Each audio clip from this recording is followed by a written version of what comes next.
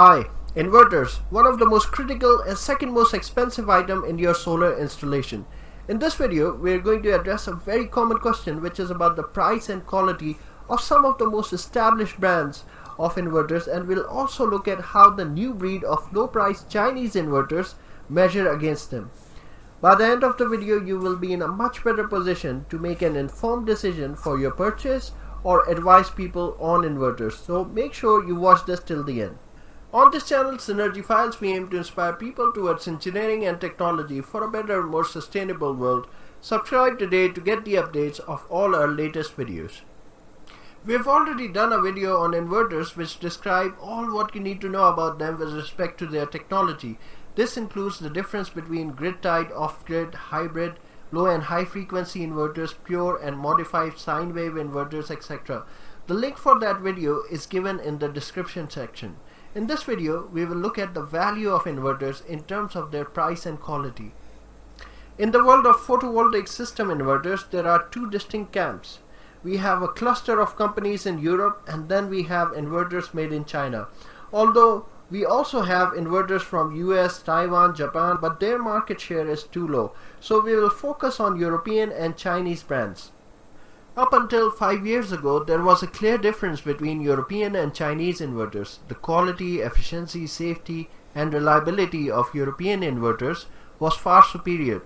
The brands included SMA, Schneider, Fronius, ABB, and Siemens, etc. Some of them have been in the inverter market for more than 5 decades.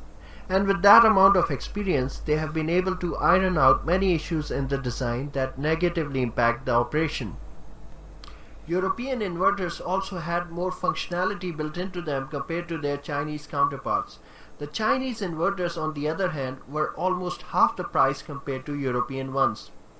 A few reasons why the Chinese inverters were cheap are: number one, they had a lower IP rating, and most inverters were designed for indoors, whereas European and even American inverters have a high IP rating, making them safe to be installed outdoors. The second reason was the cost of resourcing components was less in China. Reason number three is people did not have to pay for brand prestige, which was charged by European companies because of their solid reputation. And last, build quality requirements and testing in Europe was more stringent. However, as of today, some of the Chinese inverter companies that mushroomed mostly in the 90s have nearly caught up with their European counterparts. This includes Huawei, that was a late entrant to the domestic inverter market but has displaced SMA to become the biggest supplier of solar inverters in the world. Now, believe it or not, in 2013, SMA and ABB, which are European brands, and Omron, a Japanese brand, were leading the inverter market. All three of them have been eclipsed by the Chinese Huawei and Sungrow in terms of number of units sold. To understand the inverter market better, it's best to categorize the Chinese companies into two groups, namely Tier 1 and Tier 2 companies. The Tier 1 companies, that includes the like of Huawei, Sungrow, and Solex, are today at par with their European counterparts in technology and provide more or less the same build quality and functionality. The Tier 2 group includes companies that provide inverters as cheap as chips, but with lower quality that is also reflected in their lesser warranty time. The reason Tier 1 Chinese companies finally have been able to compete with European companies is that they've opened their R&D centers in Europe and elsewhere around the world. This has allowed them to diversify their research pool and tap into the rich expertise through the ex-employees of established inverter manufacturers.